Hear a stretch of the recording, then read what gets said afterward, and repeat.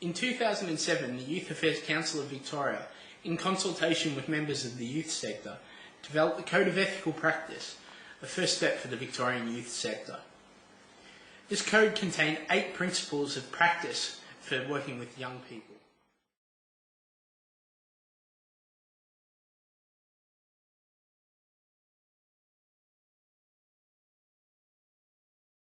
It was the hope of all those involved in its creation that youth workers and the organisations they worked for would take up the Code of Ethical Practice.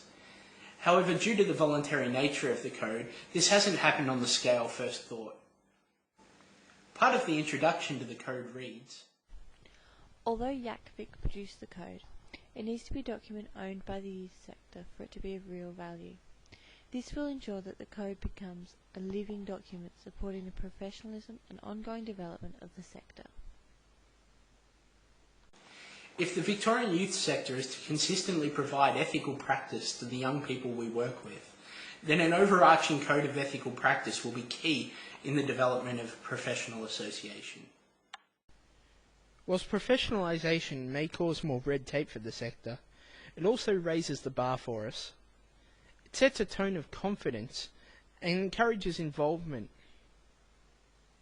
It creates accountability and raises the expectation on us. When the Australian Psychological Society was looking at their code of ethics, they wrote, the welfare of the clients and the public and the integrity of the profession shall take precedence over a member's self-interest and over the interests of the member's employer and colleagues. Psychologists believe that the core tenets of the work they do are the welfare of the public and the integrity of the whole profession. To do this, though, it begs some questions.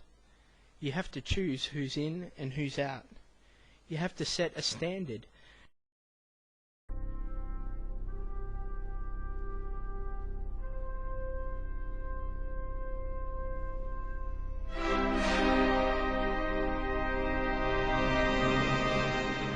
Me personally, I probably wouldn't do more study to enter professional association of youth workers. Personally, that's not where I'm at. I think that if I was still in a church-based position, which I have been in the past, that wouldn't be necessarily something that would be high on my agenda either, to do more study. I feel that I've done quite a bit of study and a fair bit in the area of youth work and a fair bit of experience, and wouldn't feel that I necessarily needed more study, and perhaps from my point of view wouldn't necessarily feel I needed to be part of that professional association to do what I did. I don't think I would do more study just to join a professional association. Myself personally, I don't know where I'm at now, having 12 years of experience in the industry, whether I would, if I join a professional organisation like that. But I can certainly see the value in it, joining a larger group and the value of that.